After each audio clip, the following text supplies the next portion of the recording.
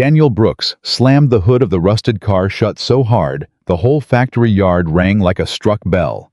And then he laughed a broken, disbelieving laugh, because the men who'd handed him this pile of junk as a retirement gift had no idea what they'd just given away. 22 years of loyalty, and this was their thank you. A dead engine. A cruel joke. Or so they thought. But Daniel had seen something under that rust that made his hands shake. Stick with me to the very end of this story and drop a comment telling me what city you're watching from, so I can see how far Daniel's story travels. Hit subscribe if you believe overlooked people carry the biggest secrets.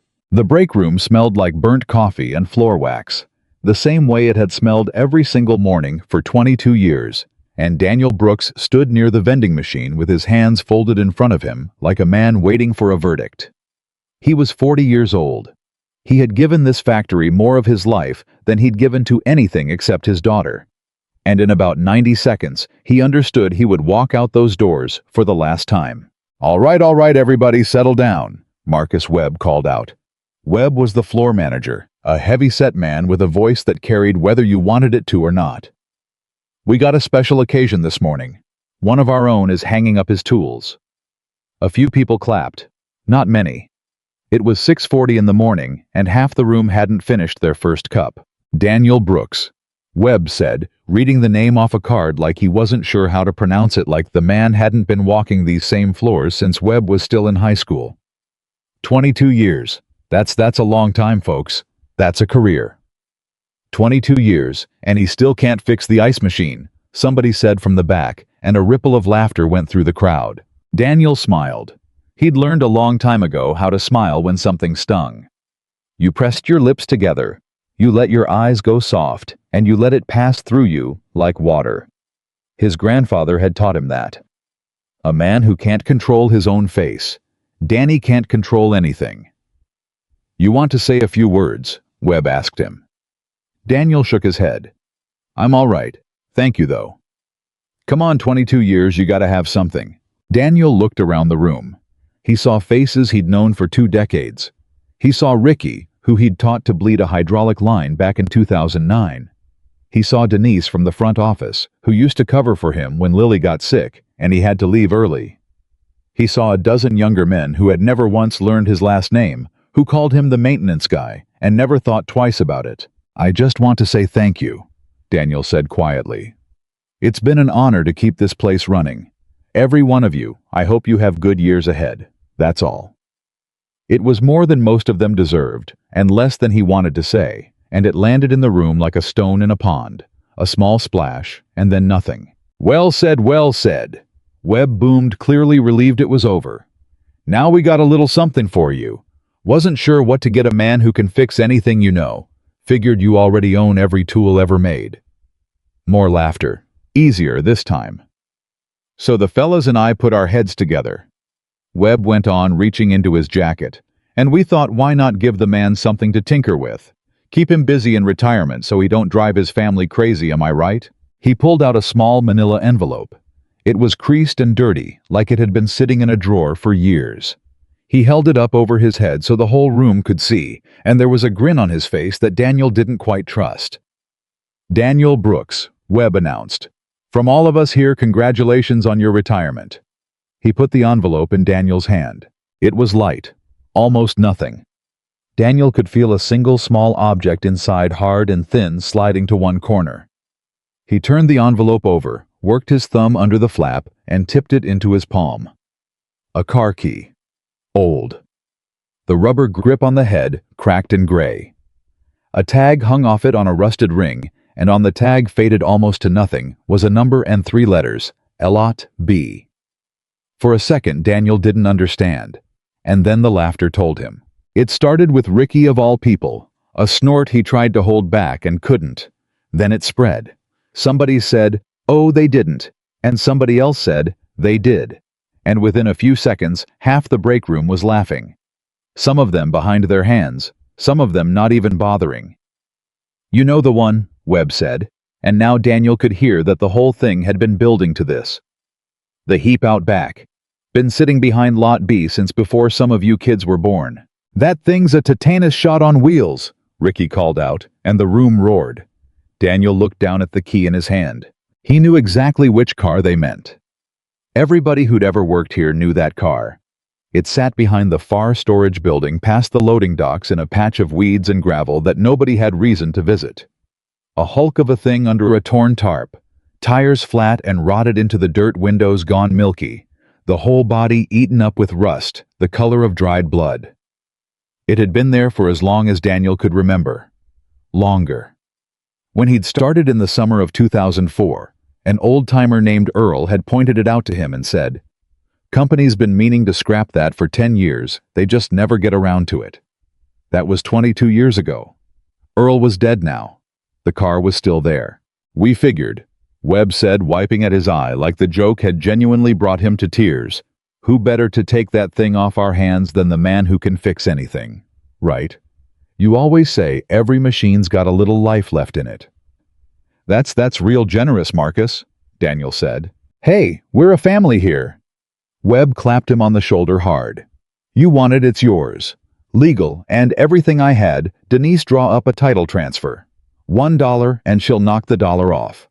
Or if you don't want it, no hard feelings, we'll finally get the scrap guy out here." "No," Daniel said, and he surprised himself a little with how fast it came out. "No, I'll take it." Something crossed Webb's face, a flicker, like he hadn't actually expected Daniel to say yes, like the whole point had been to watch him squirm and decline. "You sure it ain't run since the Clinton administration? Probably ain't got a floor left in it, honest." "I'm sure." "Suit yourself." Webb chuckled and turned back to the room. "All right, folks, break's about over, let's get to work. Daniel, good luck out there, buddy. You earned it. You earned it." The words followed Daniel as he walked out of the break room with an old key closed inside his fist and 22 years closing behind him, and he thought not for the first time in his life that people had a way of saying the exact right thing in the exact wrong tone. He didn't go home right away. His shift was technically over.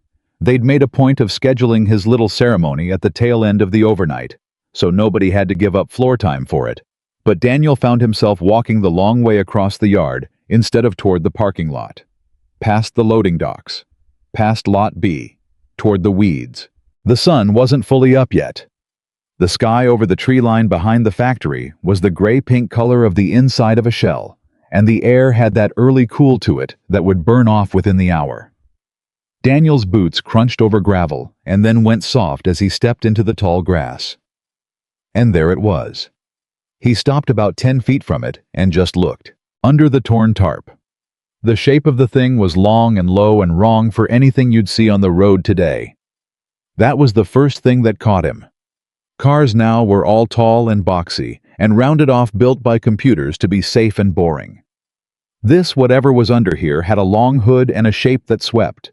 Even ruined, even filthy, even with the tarp collapsed over it, and holding pockets of black rainwater, it had lines.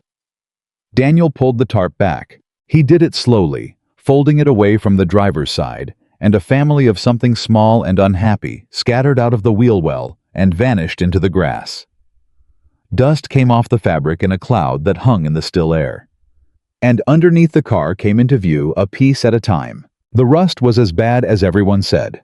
Worse, maybe. But Daniel Brooks had spent his entire adult life learning to see past the surface of a machine, and standing there in the wet grass with his heart doing something strange in his chest, he made himself look the way his grandfather had taught him. Not at the damage, at the bones. The grill. The chrome was pitted and half gone, but the shape of the grill was distinct, upright, a design he half recognized from somewhere far back in his memory. The headlights were deep-set, hooded. The hood was enormous, long enough that you could have laid a grown man across it. And down the side of the fender, under decades of grime, was a subtle, sculpted crease that no modern factory would ever bother to stamp into steel because it cost money and served no purpose except beauty. "That's not a heap," Daniel said out loud to nobody. He crouched down beside the front wheel. He wiped his palm across the fender and grit, and flaked paint came away, and underneath, just for a square inch or two, was the ghost of an original color. Deep. Dark. A green so dark it was almost black, with a depth to it that cheap paint never had. His knees popped as he stood. He walked the length of the car, slowly dragging his fingers along it, feeling for the story. the way you'd read a page in the dark. The trunk was as long as the hood was. The rear was rounded, sculpted with the rusted stubs of what had once been fins. Real chrome bumpers thick as your arm, not the plastic they wrapped cars in now. His grandfather's voice came to him then clear, as if the old man were standing right beside him in the grass. They don't build 'em like this anymore, Danny. And I mean that. They physically cannot. The men who knew how are gone, and the machines that stamped this steel got melted down for scrap 50 years ago. When you find one of these, a real one, an honest one, you're looking at the last of something. Daniel got to the driver's door. The handle was a long chrome bar, elegant even in ruin. He worked his thumb under it and pulled, and for a moment he thought it was rusted shut, and then it gave with a groan of metal on metal that echoed across the empty lot. The inside smelled like the past. Mildew and old leather and dust, and something faintly sweet underneath some ghost of an air freshener that had given up decades ago. The seats were split and sun-rotted, the stuffing coming out in gray tufts. But the dashboard, Daniel leaned in. The dashboard was metal. Painted metal and real wood with round gauges set into it like watch faces, chrome rings around each one. The steering wheel was thin and enormous, and made of some hard cream-colored material gone yellow with age. There was a clock in the middle of the dash. A clock. Its hands were frozen at 4:17 and had been for who knew how many years. He reached in and ran his thumb over the wood of the dash, and even filthy, even cracked, he could feel the quality of it. This was not a thing built to be thrown away. This was a thing built by people who expected it to outlive them. Daniel sat down in the driver's seat. The springs complained. He put both hands on that huge thin wheel, and he looked out through the milky glass at the gray morning, and for a long moment he didn't think about anything at all. He just sat there. A man of 40 in a dead car at the end of one life and the unmarked beginning of another, holding a steering wheel that hadn't turned in longer than his daughter had been alive. Then he leaned down under the dash and he found what he was looking for. The identification plate. Every car has one. A small metal tag riveted to the frame, stamped with numbers that tell you what it is and where it came from, the way a fingerprint tells you who a man is. On modern cars, they hide it in a dozen places. On old ones, there was usually one, right where the door met the frame, or down on the firewall. Daniel found it low on the doorframe, crusted over, and he took the corner of his shirt and rubbed at it until the numbers came clear. He read them once. He read them again. And Daniel Brooks went very, very still. He didn't tell anyone at the factory. Not Ricky, not Denise, not Webb. He walked back across the lot with the same unhurried stride he always used. He clocked out for the last time, and he drove home in his 15-year-old pickup with his hands steady on the wheel and his mind going like a machine that had finally, after years, been switched fully on. The numbers could mean nothing. He knew that. A stamped plate was just a starting point, not an answer. There were 100 ways to be wrong. The car could be a fake, a kit, a Frankenstein of parts welded together by some backyard mechanic in 1974. The plate could belong to a different car entirely swapped in during some long-ago repair. He'd seen it before. You didn't get to be sure of anything in this world by wanting it badly. But the lines. But the wood dash, and the metal gauges, and the chrome as thick as your arm. But that dark, dark green under the grime. But the way the whole car sat there, patient and enormous and wrong for the modern world, the last of something waiting. His grandfather's voice again. Don't guess, Danny. Guessing's for men who are scared of being wrong. You find out. He pulled into the driveway of the small rented house on Delmore Street, and before he'd even shut the engine off, the front door opened, and Lily came out onto the step in her school clothes backpack, already on 10 years old, and all elbows and questions. Dad, you're late, Miss Ferris said. If I'm tardy one more time, she's calling. She stopped. She looked at his face. Lily had always been able to read him better than anyone alive, better than her mother even. God rest her. What happened? Why do you look like that? Like what? Like you saw a ghost, a good ghost. Daniel laughed. It came up out of him unexpected, and it felt strange in his chest, like using a muscle he'd forgotten he had. Come on, I'll drop you at school. I'll tell you on the way. She climbed up into the truck, dropping her backpack between her feet. Did they give you a party? They gave me something. A gold watch. Kayla's grandpa got a gold watch when he retired. Not a gold watch. What then? Daniel backed out of the driveway. He drove to the end of Delmore Street and stopped at the sign, and he sat there a second longer than he needed to, because there was a thing happening inside him that he didn't have words for yet.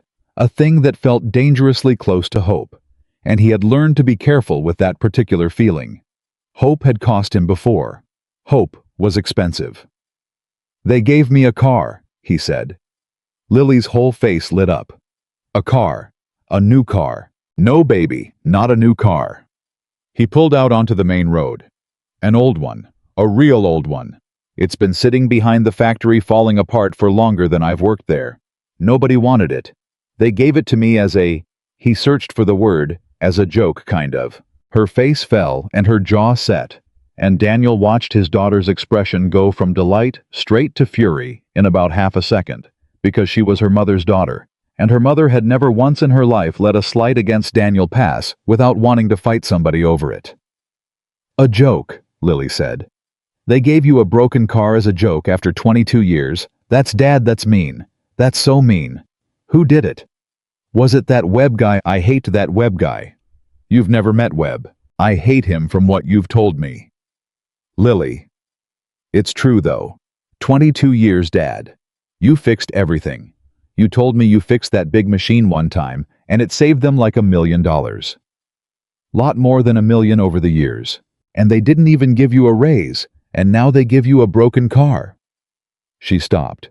Her eyes were shining, and Daniel realized with a small ache that his 10-year-old was close to crying.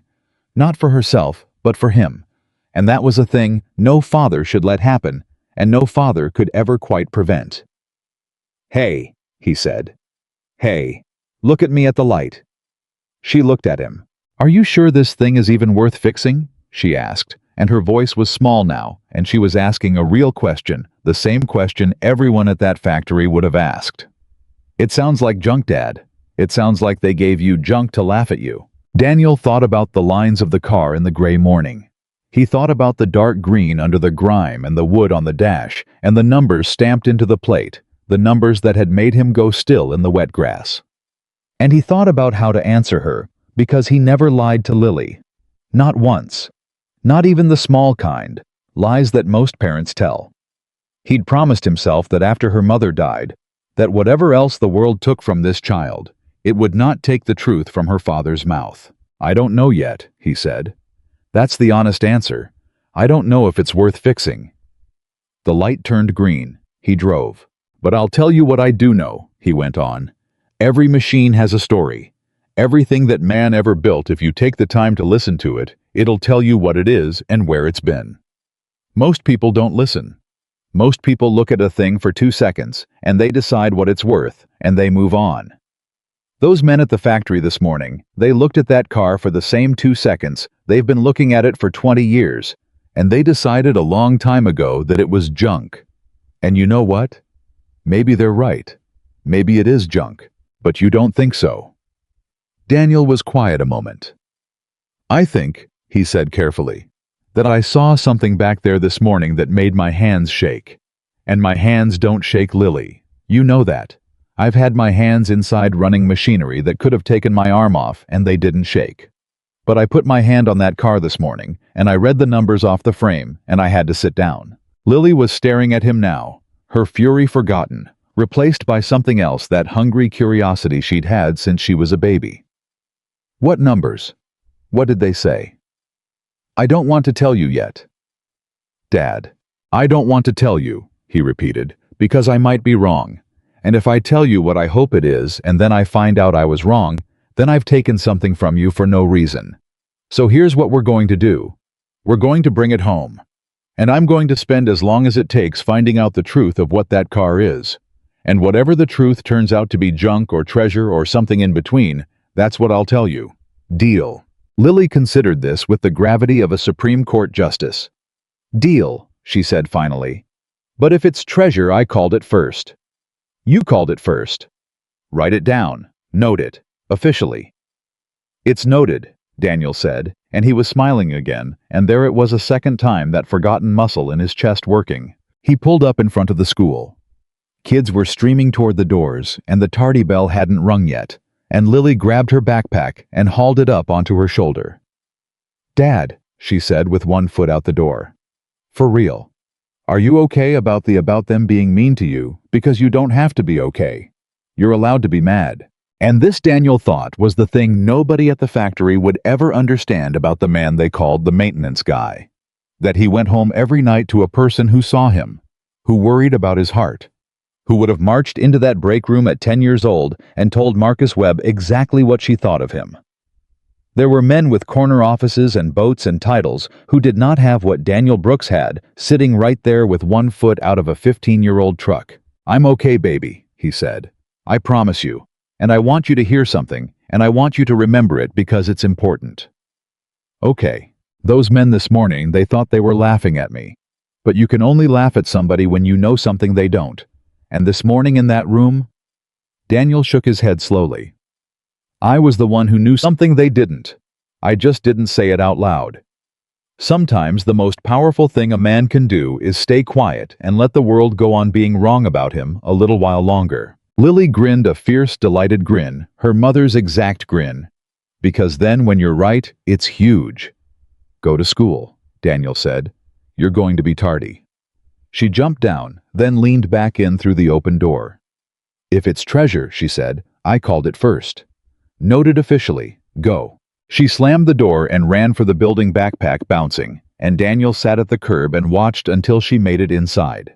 The way he had every single school morning for 4 years, ever since it had become just the two of them against everything. Then he drove to the equipment rental place on Route 9, and he put down a deposit on a car trailer, and he drove back to the factory with the trailer rattling empty behind him. It took him most of the afternoon. The tires were rotted flat and frozen, so the car wouldn't roll. He had to jack it up one corner at a time, standing on the jack handle with his full weight, the rusted frame groaning and flaking under him, and get furniture dollies under the wheels one by one. Nobody offered to help. A couple of guys came out on their smoke break and stood by the loading dock and watched him wrestle the thing, and Daniel could hear them, not the words, but the tone, the low, amused murmur, and the short laughs. "Hey, Brooks," one of them finally called out. "You need a hand, or you just want us to call the junkyard and save you the trip?" "I'm all right," Daniel called back, not looking up. "Appreciate it." "Man's gonna put that thing in his living room," the other one said, and they both laughed, and Daniel kept working. His grandfather's voice, one more time, quiet under the laughter. "Let 'em laugh, Danny. A laughing man's not paying attention. And when a man's not paying attention, that's when you do your best work." I got it up onto the trailer, inch by inch, winching it. The cable singing with tension, the old car rolling up the ramps on the dollies with a reluctance that felt almost alive, like it didn't believe anyone was really coming for it after all these years, like it had given up on being wanted. Daniel chained it down at all 4 corners. He walked around it twice, checking the straps, and then he stood back and looked at it up there on the trailer in the afternoon sun, and even the men on the loading dock had gone quiet. Because up in the light, up off the ground, out of the weeds where it had hidden for 2 decades, even ruined, even rusted, even with the tarp gone, and every flaw laid bare, the thing had presence. It sat on that trailer like a lion that had been sleeping and was only now slowly remembering what it was. "What even is that?" one of the smokers said, and there was no laughter in his voice anymore. Just a kind of uneasy wondering. Daniel got into his truck. He rolled down the window. He looked back one last time at the factory that had taken 22 years of his life and given him a joke on his way out the door, and he found that he wasn't angry. That was the strange thing. He kept waiting to feel angry, and it wouldn't come. What he felt instead, sitting there with a dead lion chained to the trailer behind him, was something closer to gratitude. A cold, clean, patient kind of gratitude. The kind you feel when a man reaches out to shove you and shoves you by pure accident exactly where you needed to go. "Thanks, fellas," he called out the window. "Been a real education." And he pulled out of the lot for the last time, slow and careful with the load, and the old car rode home behind him under the wide gray sky. And not one single person in that entire building had the faintest idea what had just left through the front gate. But Daniel knew. Daniel had read the numbers. And that night after Lily was asleep, he was going to sit down at the kitchen table with a cup of coffee and a notepad and a phone number he'd been carrying folded in his wallet for 6 years. The number of the one man alive who could tell him whether the thing sitting in his garage was a worthless heap of rust or the last of something waiting all this time in the weeds for the one man patient enough to finally stop and listen to what it had been trying to say. That night, after he'd checked that Lily was really asleep and not just faking it with the hallway light in her eyes, Daniel sat down at the kitchen table with a cup of black coffee going cold beside him and a folded scrap of paper he'd carried in his wallet for 6 years. The name on it was Saul Bregman. Saul had been a mechanic once, same as Daniel. Except Saul had gotten out of the pits 30 years back and into the part of the car world where men wore blazers and spoke softly and signed papers worth more than houses. He appraised classic automobiles. He authenticated them. When a museum or a collector or an auction house needed a man to put his hand on a car and say, "This is real" or "This is a lie," Saul Bregman was one of maybe a dozen people in the whole country they'd call. Daniel had met him exactly once years ago at a swap meet back before Marie got sick. Back when the future was still a thing you could plan on. They'd talked for 2 hours over a rusted transmission and parted like men who understood each other, and Saul had pressed his number into Daniel's hand and said, "You ever find something that keeps you up at night, you call me. I mean that. Most people never do. But you've got the eye. You'll find something someday." Daniel had never called. There'd never been a reason. And then Marie got sick, and then Marie was gone, and then there was only Lily and the factory, and the long gray years, and the number had stayed folded in his wallet, like a lottery ticket a man is afraid to check. He dialed it now. It was almost 11 o'clock. He figured it was dead disconnected that Saul had retired or died or changed his number a dozen times over. He almost hoped it was, so he could put the paper away and go to bed and stop this feeling in his chest before it cost him anything. It rang 4 times. Then a voice thick with sleep and irritation. "Whoever this is, it better be a Duesenberg. Mr. Bregman, Saul, I am real sorry to call this late." Daniel's mouth had gone dry. "You probably don't remember me. Daniel Brooks. We met at the Carlisle swap meet, must be God, 7-8 years ago now. We talked about a hydromatic somebody was trying to pass off." There was a silence on the line, and then a rustle, a man sitting up in bed. "The maintenance man," Saul said slowly. "The one with the eye. Told me that transmission was a 52 in a 49 case, and you were right, and the fella selling it turned 6 shades of purple." A short laugh, all the sleep gone out of it now. "Daniel Brooks, 8 years. I'll be damned. You kept my number." "I kept your number. And you're calling me at 11 at night." The voice had changed completely, now sharpened, gone alert, and quiet, the way a hunting dog goes quiet. "Which means, you found something that's keeping you up. Didn't I tell you? Didn't I say you would talk to me? What have you got?" Daniel looked toward the door to the garage. He could feel the car in there through the wall, the way you can feel a person standing behind you in a dark room. "I don't want to tell you what I think it is," Daniel said. "Because if I tell you, then I'm leading you, and I know that's not how you work. I want to tell you what I'm looking at, and I want you to tell me if I'm crazy." "Now you're talking." A creak, Saul settling in. "Go slow, start with the shape." So Daniel told him. He described the length of the hood and the sweep of the fenders and the sculpted crease down the side that no factory would stamp today. He described the grille upright and distinct. He described the wood on the dash and the metal gauges with their chrome rings and the clock frozen at 4:17. He described the dark green under the grime, almost black with a depth to it. And with every detail, Saul got quieter, and the quiet on the line got heavier until Daniel stopped and said, "You still there?" "Read me the number," Saul said. His voice had gone very soft. "Which one? Off the frame, the plate, the one you found low on the door frame, because I know you found it because you've got the eye. Read it to me. Slow. Don't skip anything, not a letter, not a dash." Daniel had it copied on the notepad in front of him. He read it out one character at a time, and he heard Saul repeating each one under his breath, and then there was a long silence, so long that Daniel checked the screen to make sure the call hadn't dropped. "Saul. "Where did you get this car, Daniel?" It wasn't a question. It came out flat and strange. "They gave it to me. The factory where I worked. Today was my last day. 22 years. They gave it to me as a—" He almost said joke, and something stopped him, "as a retirement gift. It's been sitting behind their building rotting for over 20 years. Nobody wanted it. They gave it away for $1 and knocked the dollar off." The sound that came down the line then was not a laugh exactly. It was closer to the sound a man makes when he's been hit in the stomach and is trying to breathe through it. "Daniel," Sol said, "I need you to do something for me. I need you to not tell another living soul about this car. Not a neighbor, not a buddy, not the guy at the parts counter. Nobody. You hear me?" "You're scaring me a little, Sol." "Good. Be scared. Fear'll keep you careful, and careful is exactly what you need to be right now." A breath. "Listen to me. That number you just read me, if it's what it says it is, and if the car it's stamped on is honest, meaning the car and the number grew up together and nobody married them after the fact, then you are sitting in your garage right now next to something that men who own airplanes lose sleep over. I'm not going to say the words out loud on a phone, because I've been burned by phones, and because I could be wrong, and because I never ever tell a man what he's got until I've had my own 2 hands on it. But I'm going to ask you a question, and I want you to think before you answer. Can I come look at it?" Daniel gripped the phone. "When?"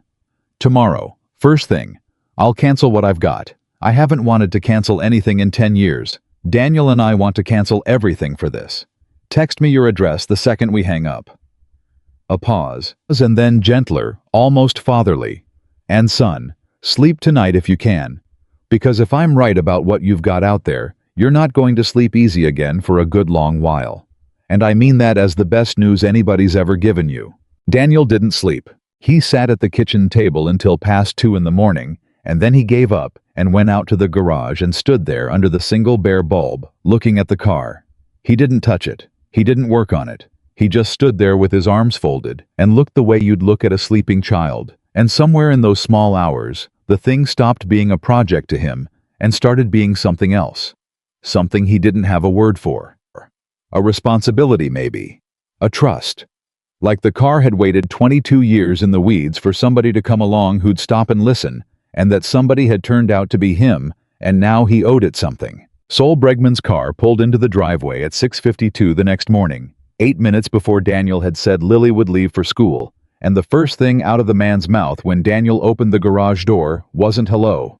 It was one long exhale and then, "Oh my God." Sol was older than Daniel remembered 70, if he was a day thin and stooped with a shock of white hair and reading glasses pushed up on his forehead. He came into the garage slowly, almost reverently, and he didn't rush at the car the way Daniel half expected. He stopped 6 feet from it, exactly the way Daniel himself had stopped in the weeds, and he just looked his head, tilting his eyes, moving over the lines. "Don't tell me anything," Sol said quietly. "Don't say a word. Let me read it myself." "Take your time." Sol set a leather case down on the workbench and opened it. Inside were tools Daniel recognized, and some he didn't. A magnifier, a flashlight with a bulb that threw a hard white beam. A little device, Daniel guessed, measured paint thickness, a pair of soft cotton gloves. Sol pulled on the gloves. And then he went to work on the car, the way a doctor works on a patient, and Daniel stood back by the door and watched a master do the thing he himself did, only better, and it was one of the more humbling mornings of his life. Sol started at the front and worked back, and he narrated to himself in a low mutter that Daniel wasn't sure he was even meant to hear. "Grill's original. Look at the casting. You can't fake that pitting, that 60 years of atmosphere. Headlight buckets, original. Paint." He ran the little device over the fender in 3 places and studied the readings and made a sound in his throat. Original paint under the rust.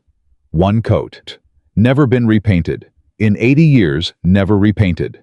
He said it like a prayer. He opened the driver's door. It gave that same groan of metal on metal, and he leaned in, and Daniel heard him go completely silent. Sol stayed like that half inside the car for a long time. When he finally straightened up and backed out, there were tears standing in the old man's eyes, and he made no move to hide them. The interior's a barn find, but it's all there. Saul said, his voice unsteady. The wood's original. The gauges are original. The clock, Daniel. Do you know how many of these have that clock, and it's the right clock? You want to know the number? The number's low. The number's real low. He took off his glasses and pressed the heel of his hand against one eye and then the other. All right. All right. The frame. Help me get it up. I have to see the frame, and I have to see the numbers with my own eyes, and I have to see that they match the body, because that's the whole ball game. That's the difference between a car worth a nice house and a car worth... He stopped himself. Help me get it up on the jack. They put it up. Saul went underneath on a creeper he'd brought with his hard white flashlight, and he was under there a long time. Daniel could hear him down there muttering reading numbers, and once he heard the old man laugh, a soft, astonished laugh, and once he heard him say very quietly to no one, "You beautiful thing. You beautiful, beautiful thing. Where have you been?" When Saul rolled out from under the car, he sat up on the creeper on the garage floor, an old man in cotton gloves with grease on his knees, and he looked up at Daniel Brooks, and for a moment he couldn't seem to find any words at all. "Sit down," Saul finally said. "I'd rather stand." "Sit down, Daniel, please, as a favor to an old man's nerves." Daniel pulled over the stool from the workbench and sat. "The numbers match," Saul said. "Frame to body to plate. It's honest. It grew up together, and it stayed together for 80 years. Nobody married a good number to a bad car or a good body to a rotten frame. It is what it says, it is all the way down." He took a breath that shook. "And what it says it is, Daniel, I've been doing this 51 years. 51. I have put my hands on cars and the Peterson cars that belong to King's Cars they built movies around. And I have looked for a car like this one my entire career, and I have seen exactly 2 of them in the flesh in 51 years, and both of those were in climate-controlled collections behind velvet rope with guards. This is the 3rd. And it's sitting in a rented garage on what street is this? Delmore. On Delmore Street, and a man got it for free because a room full of fools thought it was junk." Saul shook his white head slowly.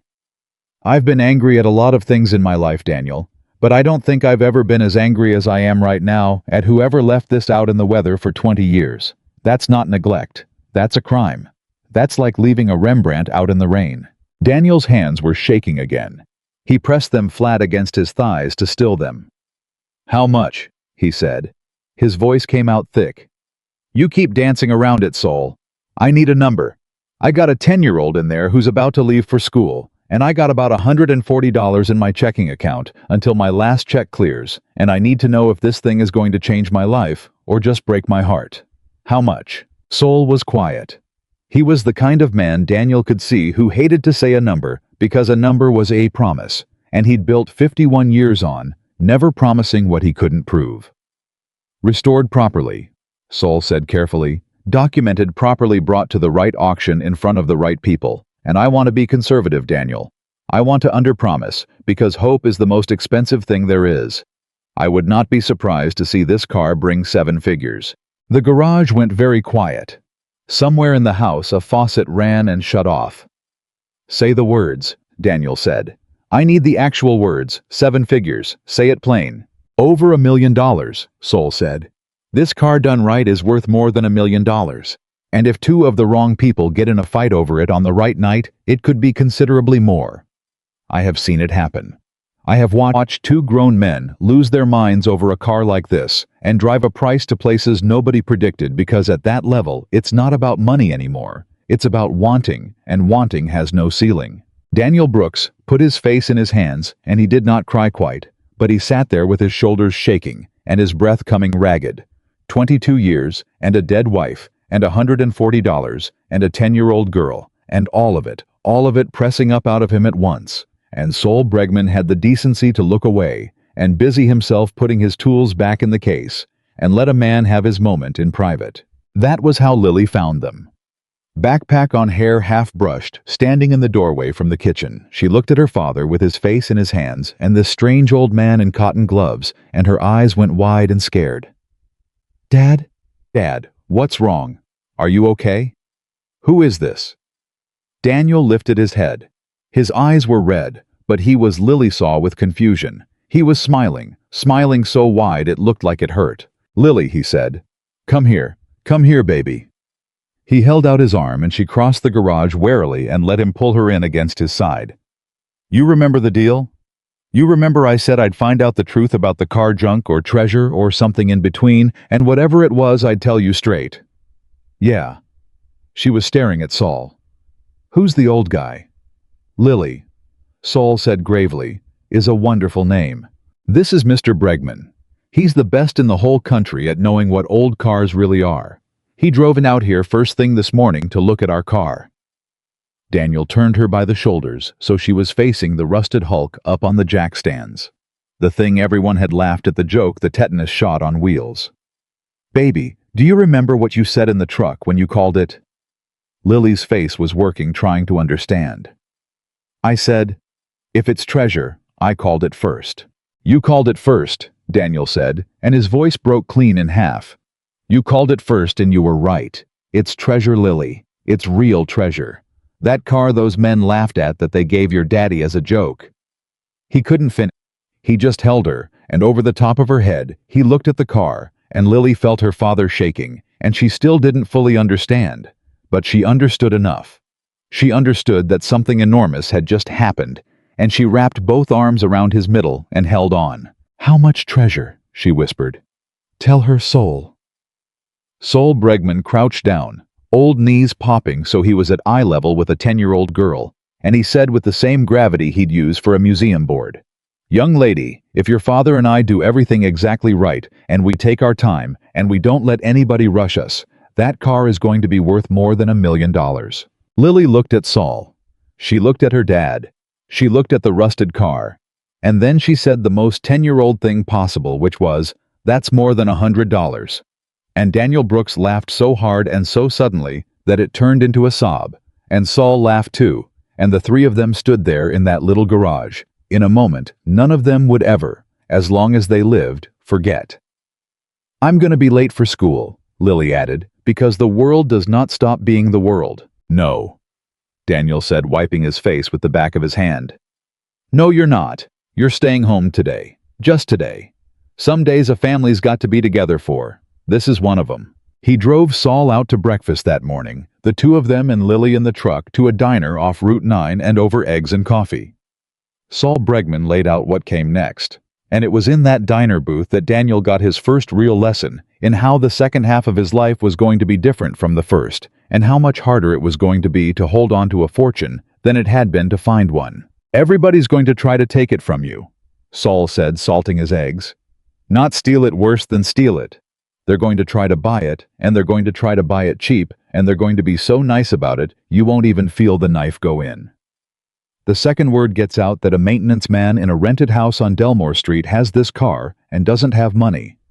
The vultures are going to descend, and they are very, very good at what they do, Daniel. Some of these people have been separating naive owners from underpriced treasures for 40 years. They will show up in nice cars and nicer suits, and they will be your best friend inside of 10 minutes, and they will make you an offer that sounds like all the money in the world to a man who's been living check to check. How much will they offer? First offer to a man they think doesn't know what he has. I'd guess $200,000-300,000. Saul pointed his fork. "And Daniel, I want you to hear me, because this is where most people lose it. $300,000 to a man with 140 in his account is going to sound like a miracle. It's going to sound like the answer to every prayer you ever prayed. Your hand is going to want to reach across the table and shake on it before your brain can stop you. And if you do, if you take that first offer because you're scared it'll vanish, because you can't believe your luck, because a bird in the hand, then some slick operator makes $800,000 off your fear and he never thinks about you again." Lily had stopped eating her pancakes. She was watching Saul with total focus. "So what do we do?" Daniel asked. "You do the hardest thing there is," Saul said. "You wait. You be patient when every nerve in your body is screaming at you to grab the money and run. You restore it right, which takes months and costs money. You'll have to borrow against the car, and I'll help you find honest people to borrow from. Because there are honest people in this. They're just outnumbered. You document everything. Every part, every number, the history where it came from, the whole story. And then when it's ready, and only then, you put it in front of the right room, of the right people, on the right night, and you let them fight over it. You let their wanting set the price, not your fear. He sat back. Patience, Daniel. Patience is the whole game. Patience is the difference between what people think a thing is worth and what it actually is. You already knew that. It's why you brought the car home instead of leaving it in the weeds like everybody else. Now you've got to know it about the money too. Can you do that? Can you be patient with $1 million sitting in your garage and 140 in the bank? Daniel looked at his daughter. Lily looked back at him, syrup on her chin, and she said before he could answer, "He can do it. My dad's the most patient person in the whole world. He fixes stuff nobody else can fix because he doesn't get frustrated and quit." Right, Dad. And Daniel, who had spent 22 years being invisible, being the maintenance guy, being overlooked and underpaid, and finally laughed at on his way out the door. Daniel felt something settle in him, cold and clean and certain. "I can be patient," he said. "I've been practicing my whole life. Turns out I was just practicing for this." The trouble started sooner than even Sol predicted, and it started of all places at the factory. Because a man named Ricky, who had watched Daniel wrestle that car onto a trailer, had a brother-in-law who was into old cars, and Ricky had mentioned it as a joke.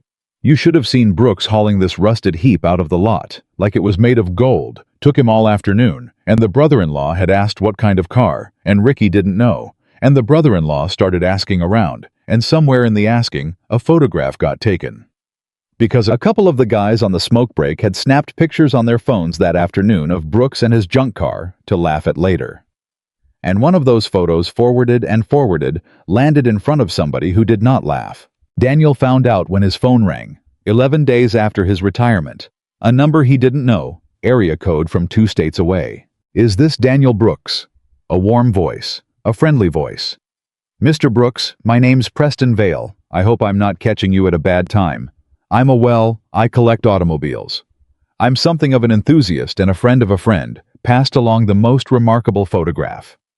I understand you may have come into possession of a rather special old car. I'd love to talk to you about it. In fact, and I know this is forward, I'd love to just drive out and take it off your hands, cash no fuss, save you all the trouble of dealing with something like that." Daniel's heart was pounding. He walked out to the garage phone to his ear and stood in the doorway, looking at the car. Sol's voice was in his head, every word of it. "They're going to be so nice about it you won't even feel the knife go in." "That's real kind of you to call Mr. Vale," Daniel said carefully. "What kind of number were you thinking?" "Well, now I haven't seen it in person, and these old cars, you never know what you're really getting into. The rust and the rot. It's usually worse than the pictures, but I'm a generous man, and I like to move quick and save everybody the headache. I could do $150,000. Cash. This week. Wire it right into your account, or bring you a certified check, whatever's easiest. Change your life a number like that, I'd imagine." $150,000. Daniel closed his eyes. 11 days ago, he'd had $140 and a joke of a retirement gift. And here was a warm, friendly voice offering to put $150,000 into his account this week. No fuss, no waiting, a sure thing, a bird in the hand. He thought about the college fund he didn't have for Lily. He thought about the rent he was late on. He thought about how good it would feel, how safe to just say yes and be done and never risk it. And then he thought about Sol's face when he'd rolled out from under the car. "You beautiful thing, where have you been?" And he thought about the word Sol had used, vultures. "Mr. Vale," Daniel said, and he was surprised at how steady his own voice came out. "Can I ask you something? You said you haven't seen the car in person. You said you don't know how bad the rust is. So how'd you land on $150,000 for a car you figure might be rotted out?" There was the smallest pause on the line, a half second, but Daniel heard it the way he'd hear a bad bearing under all the other noise of a running machine. And in that half second, he knew everything he needed to know. "Well," Preston Vale said, still warm, but working now. That's me being generous on faith, Mr. Brooks. That's me betting on it being nice. It's a gamble on my end, honestly. No, Daniel said gently. No, I don't think it is. I think you know exactly what it is. I think you know better than I did until real recently. And I think $150,000 sounds like a fortune to a man like me, and you're counting on that. And I appreciate the call, Mr. Vale. I mean that because you just taught me something about how this is going to go. But the car's not for sale. Not today. Not for 150. You have yourself a good evening now. And he hung up, and his hand was shaking, and he stood in the garage and looked at the car, and he said out loud to it, I almost did it. I almost said yes. And the car, being a car, said nothing, but Daniel felt like it was pleased with him anyway. The phone rang twice more that night. 2 more numbers he didn't know. He didn't answer. In the morning, there were 3 voicemails, all warm, all friendly, all fishing. And one of them offered $200,000 before he'd even called back, which told Daniel more than any appraisal could have, because you don't raise your offer $50,000 overnight on a car you think is junk. He called Sol. It started, Daniel said. How much are they at? 200, from a fella who admitted he's never seen it. There's 3 or 4 of them circling now, Sol. Somebody at the factory took a picture and it got out. My name's out there. My number's out there. And there, you were right. They're so nice. One of them, if I hadn't been ready for it, if you hadn't warned me, I was 5 words away from saying yes to 150. My hand was on the I was gonna do it. But you didn't. Sol's voice was fierce and warm at once. You didn't, Daniel. You heard the half-second pause and you knew, didn't you? You heard it. I heard it. That's the I. That's the same thing that told you the car wasn't junk in the first place. It's all the same gift, son, knowing what's really there under what everybody's telling you is there. Most people never had it. You've had it your whole life, and nobody ever once paid you for it. A pause. Well, somebody's about to pay you for it. A lot of somebodies. But not yet. Not for 200, not for 400. We do this right. Another pause, and Daniel could hear the old man thinking. Change your phone number. Today. Only give the new one to me and to people I vouch for. And Daniel, that factory. The people who gave you the car and laughed. Word's going to reach them if it hasn't already. Word that the joke wasn't a joke. Are you ready for that? Daniel looked out the garage door down Delmore Street, toward the road that led back to the factory, and the break room, and Marcus Webb, and every man who'd laughed on his last morning. I've been thinking about that, Daniel said slowly. I keep waiting to feel like I want to drive out there and rub their noses in it. Everybody keeps telling me I should be angry. Lily wants me to be angry, and I keep reaching for it, and it's not there, Sol. It's not there. Why not? Sol asked, and he sounded genuinely curious. Most men would burn the place down. Daniel was quiet a while. Because they didn't give me $1 million car, he finally said. That's the thing nobody's got right yet. They didn't give me anything worth $1 million. They gave away something they were too blind to understand, and it landed on the one man who could see it. The value was never theirs to give. It was already in the car. It was already in me all those years, and they never saw that either. You can't be angry at a blind man for not seeing. You can only feel a little sorry for him and be grateful you're not blind yourself. He shook his head. No, I'm not driving out there. I'm not calling Webb. When they find out, and they're gonna find out, I want them to find out from a stranger, and I want them to sit with it, and I never want to give them the satisfaction of watching me care. The best thing I can do to those men is nothing at all. Just live. Just take care of my girl and do this right and never think about them again. That's not weakness, Sol. I know it looks like weakness, but that's the strongest thing I've got. There was a long silence on the line. Daniel, Sol Bregman said at last, and his voice had gone rough. In 51 years, I have met exactly 2 men I'd call rich before they had a dime. You're the second. Change your phone number. I'll be out Saturday. We're going to build a plan, you and me, and we're going to take our time, and by the time we're done, that car and your girl's whole future are going to be locked up tight where no vulture can touch them. You hear me? I hear you. Go tell your daughter she was right. She called it first. Kids remember when you tell them they were right. Daniel hung up, and he went inside, and Lily was at the kitchen table doing homework with her tongue between her teeth the way she did, and he sat down across from her and said, "Soul says to tell you that you called it first, and that kids remember when you tell them they were right, so I'm telling you. You called it first, Lily. Before anybody. Before Saul, before me even really. You looked at that car and you said, if it's treasure you called it, and you were right." She looked up from her homework and gave him her mother's exact fierce grin. "Told you," she said. And then going back to her math casual as anything. "Are we rich now?" "Not yet, baby," Daniel said, and he reached across the table and squeezed her hand. "But we're gonna be okay. For the first time in a long time, we're gonna be okay. And that's better than rich. That's a whole lot better than rich." Outside, another car he didn't recognize slowed in front of the house on Delmore Street. Idled a moment, and then when nobody came out, drove slowly on. That slow-rolling car in front of the house turned out to be the first of many, and over the weeks that followed, Daniel learned to tell the difference between a neighbor and a vulture. By the way they drove, a neighbor drove like they had somewhere to be, and a vulture drove like they were reading house numbers and doing math. He changed his phone number the way Saul told him to.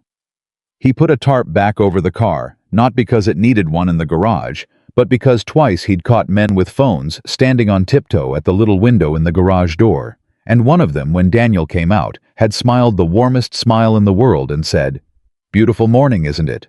and gotten in a car worth more than Daniel's house and driven away. But you can't restore $1 million car in secret, and Saul knew it.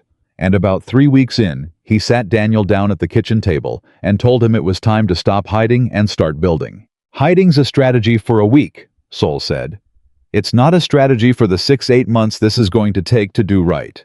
You can't restore a car like this in your garage with the tarp pulled down, jumping every time a car slows down out front. You'll lose your mind, and worse, you'll make a mistake.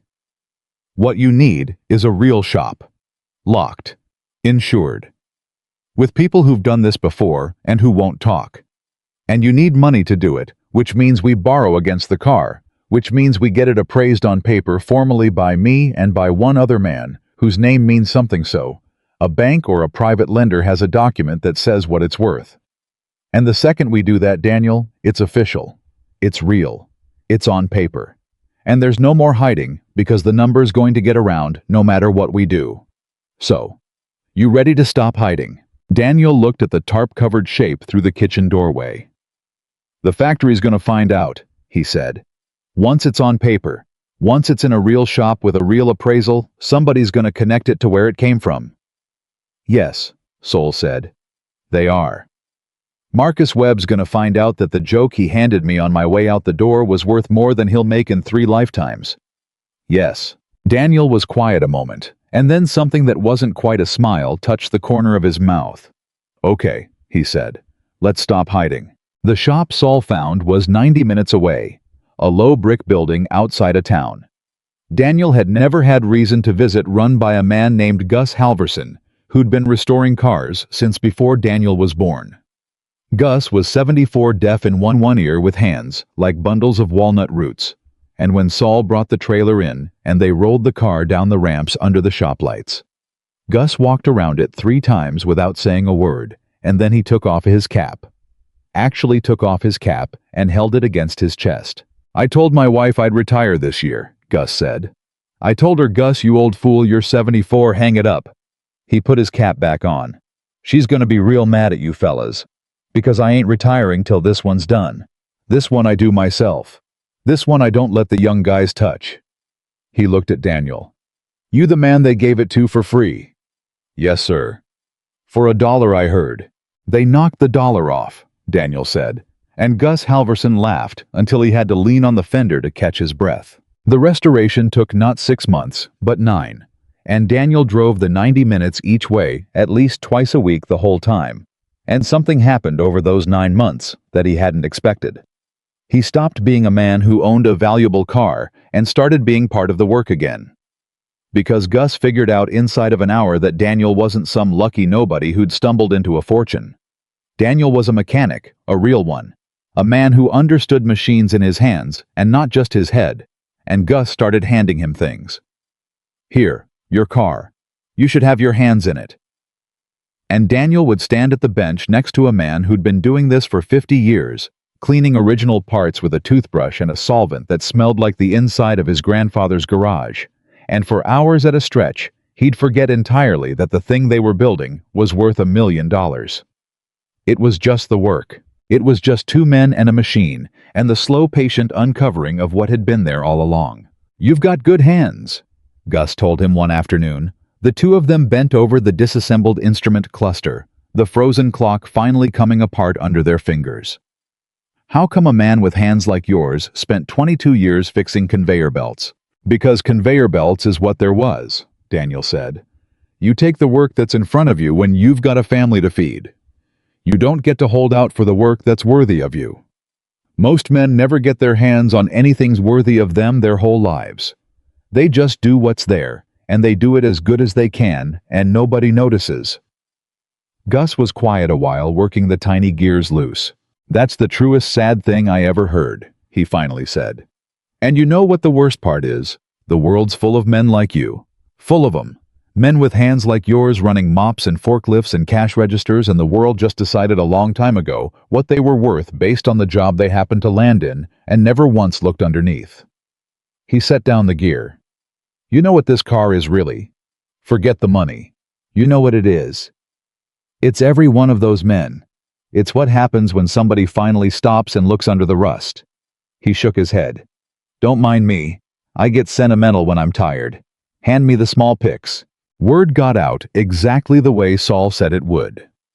The formal appraisal went on paper, two names that meant something in that world. Saul Bregman's and another Daniel didn't know, but Saul swore by, and the number on the paper was one that Daniel made himself read 3 times before he'd believe it. And once it was on paper, it started to travel. And one afternoon, about 5 months into the restoration, Daniel's new phone rang the number only Saul and a handful of vetted people were supposed to have, and a voice he didn't know said, "Mr. Brooks, I'll be brief and I'll be honest with you, which is more than my competitors will be. My name's Howard Chen.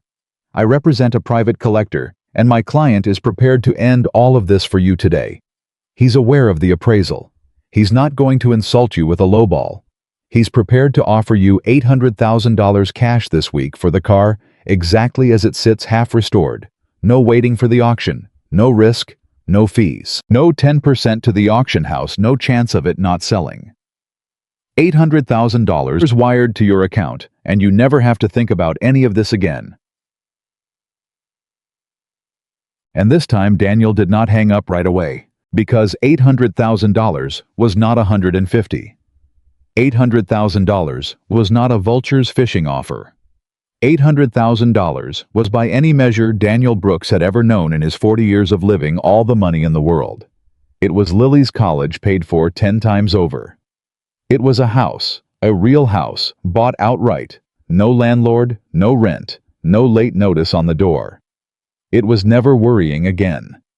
It was the thing he had prayed for. Actually literally prayed for on his knees in the worst nights after Marie died, when the math wouldn't work and the checking account was empty and his little girl needed shoes. "Can Daniel's voice caught. "Can I have a day to think about it?" "Of course," Howard Chen said, kind and smooth. "Of course you can. Take the night. Talk to your family. But Mr. Brooks, and I say this as a man who's watched a lot of auctions, the auction is a gamble. It could go higher. I won't lie to you, it could. But it could also go lower. The right two bidders might not be in the room that night. The market might be soft. The reserve might not be met, and then it doesn't sell at all, and everyone knows it didn't sell, and a car that fails to sell gets a stink on it that follows it around. $800,000 in your hand tomorrow is a sure thing. A sure thing, Mr. Brooks. Sleep on it. I'll call you at this time tomorrow." Daniel hung up and stood in the kitchen for a long time, and then he called Saul, and Saul answered on the first ring, and Daniel said, $800,000, cash, this week, as it sits. There was a silence. "What did you tell him?" Saul asked. "I told him I'd think about it. I asked for a night." Daniel's voice was unsteady. Saul, I gotta be honest with you man to man, because you've been straight with me this whole time, and I owe you the same. I'm sitting here, and I'm doing the math, and $800,000 is Saul. I've never had money, not once in my life. I grew up with nothing. I raised my girl on Nothing. I buried my wife, and I couldn't even afford the headstone I wanted her to have. I had to get the smaller one, and I've never told anybody that, and it eats at me every single day. And now, there's a man who wants to put $800,000 in my account this week, and every voice in my head that ever went hungry is screaming at me to take it. To take it and run and never risk it. Because what if you're wrong? What if the auction goes soft and the right people aren't there, and it sells for 400 or it doesn't sell at all, and I'm standing there having turned down $800,000 that was sitting right in my hand? I couldn't live with that. I could not live with having done that to my daughter. Soul let him finish. He let all of it out, the whole flood of it, and when Daniel was done and breathing hard, the old man spoke very quietly. Daniel, I want you to do something. I want you to go find Lily, and I want you to put me on speaker, because what I'm about to say, I want her to hear too, because it's her future, and she gets a vote, and because I think you need to hear yourself say some things out loud in front of her. Can you do that? Daniel found Lily in her room. She was 11 now. She'd had a birthday during all this, a real one, the first birthday in years, where Daniel hadn't had to quietly decide which bills wouldn't get paid to cover it. And she came out to the kitchen, and Daniel set the phone on the table, and put it on speaker, and said, Soul's got something to say, and he wants you to hear it. Hi, Soul, Lily said. Hello, sweetheart. Soul's voice came warm out of the little speaker. Your dad's got a big decision to make, and I think you should be part of it because it's your future too. So here's the situation, and I'm going to tell it to you straight, the way your dad tells you things straight. A man called today and offered your dad $800,000 for the car right now this week. And that's real money, Lily. That's more money than your dad or I ever thought we'd see. And your dad's scared, and he's right to be scared. Being scared is smart here, that if he waits for the auction, it might not go as good, and he might end up with less, and he'd feel like he let you down. So he's thinking about taking the $800,000. And I want to ask you a question. Is that okay with you? Lily looked at her father. She was old enough now to understand the weight of it, older than 11 in the way that kids who lose a parent get old early. How much did you say it's really worth? She asked. On the paper number. The paper says over $1 million, Soul said. And the paper's conservative. That means it's the low guess on purpose, so nobody's ever disappointed. At auction in front of the right people, it could go well past that. Could go a lot past that. Lily thought about it. And then she looked at her dad and she said, You told me something in the truck, the first day. Do you remember? Daniel's throat was tight. Remind me. You said sometimes patience is the difference between accepting what people think something's worth and finding out what it's really worth. She said it back to him almost word for word because she was her father's daughter and she remembered the things that mattered. You said those men looked at the car for 2 seconds and decided it was junk, and that's why they were wrong. And now there's a man who looked at it and decided it's $800,000. And Saul says the paper says it's more than that. So isn't the guy on the phone kind of doing the same thing the factory did? He's trying to get you to accept what he says it's worth before you find out what it really is. The kitchen was silent. Even Saul on the other end of the line said nothing. Daniel Brooks looked at his 11-year-old daughter, and he felt his eyes fill, and he thought about Marie, who would have said the exact same thing in the exact same way, who had married a man. Everyone else looked past, because she was the one person on earth who'd bothered to look, and he understood that some part of his wife was sitting right there at the kitchen table, telling him not to be afraid. Soul, Daniel said, and his voice was steady now, steadier than it had been in weeks. Tomorrow, when Mr. Chen calls back, I'm going to thank him for his generous offer, and I'm going to tell him the car goes to auction.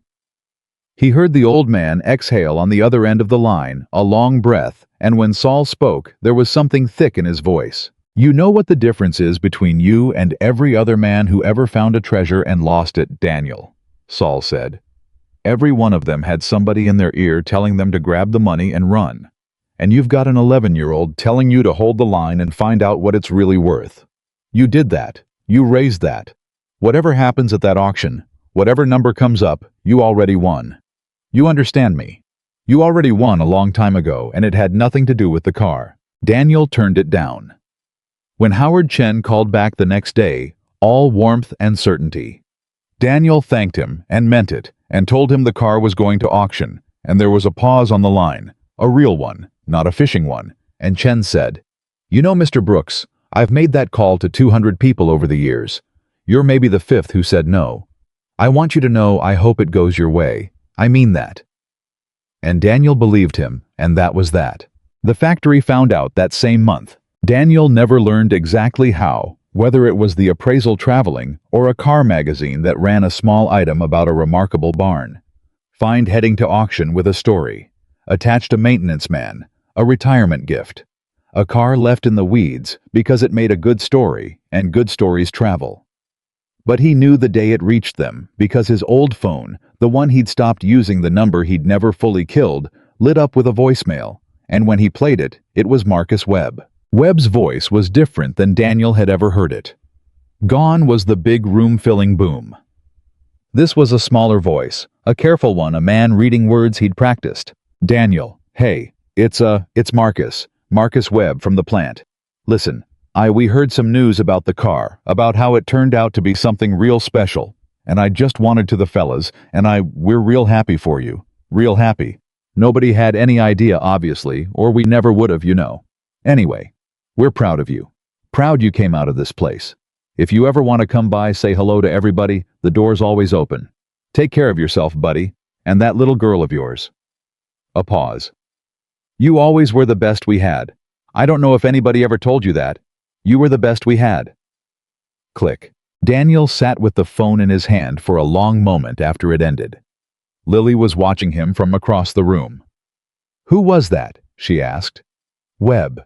From the factory. The one you hate." She sat up straight, immediately fierce. "What did he want? Did he say sorry? He better have said sorry." "He didn't say sorry exactly." Daniel set the phone down. "He said he was happy for me. And proud. And that I was the best they had. Are you going to call him back?" She was watching his face like a hawk. "Are you going to go there, Dad? You should go there and drive up in a nice car and show them all what they—" "No," Daniel said gently. "But why? They were so mean to you. They laughed at you, and now they want to act like you're friends because you're going to be rich. That's not fair, Dad. That's the worst kind of person, the kind who's only nice to you when—" She was getting genuinely upset, her voice climbing, and Daniel understood that his daughter was carrying something for him, an anger he wouldn't carry for himself, and that it was too heavy for her, and that part of his job now was to take it off her small shoulders. "Lily, come here." He waited until she came and stood in front of him, and he took both her hands. "I want to tell you something, and I want you to really hear it, because it's one of the most important things I know, and I learned it the hard way, over a lot of years. Are you listening?" She nodded, her eyes still hot.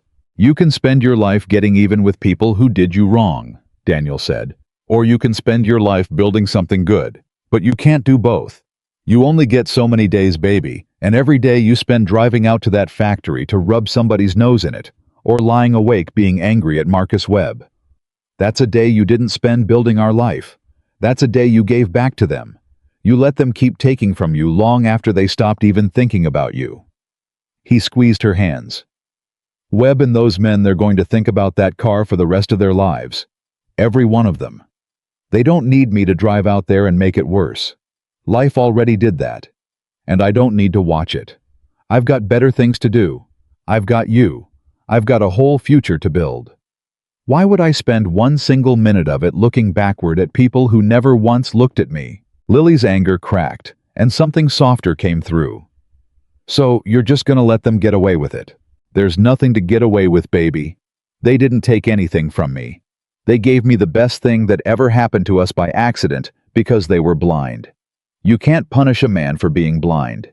You just thank God you can see, and you go live your life, and you use what you were given to do something good." He pulled her into a hug. "That's not letting them win. That's the only way to actually win. The people who did you wrong, you beat them by being happy. By building something they could never build. Not by getting even. Getting even keeps you chained to them forever. Being happy sets you free." She was quiet against his chest for a while.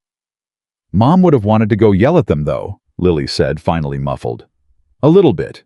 You know she would have. Daniel laughed a real one, surprised out of him. Oh, your mother would have torn that break room apart, he said. She'd have driven out there in a rented limousine just to do it. You're right about that. He held her out at arm's length and grinned at her. But your mother married a patient man on purpose. She used to say I was the brakes and she was the gas. She needed somebody to keep her from driving us both off a cliff, and I needed somebody to get me moving. So here's what we'll do. We'll be a little bit of both. We won't drive out there. That's the brakes, that's me. But when that car sells, and we're okay, really okay forever. Okay, we're gonna do something with it that would make your mother proud. That's the gas. That's her. Deal. Lily wiped her nose on the back of her hand and gave him the fierce grin. Deal. But I'm still allowed to hate Webb privately. You're allowed to hate Webb privately, Daniel agreed. That's a free country. The car was finished on a Tuesday in the spring, and Gus Halverson called Daniel and said only, "Come see her," and hung up, and Daniel drove the 90 minutes with Lily beside him, not saying much. Both of them tight in the chest, and when they walked into the shop, Gus had the car out in the middle of the floor under the good lights with a clean sheet over it. And Saul was there, and two of the young guys from the shop were there, all of them waiting, and Gus said, "You do the honors. It's your car, always was." Daniel walked up to the sheet.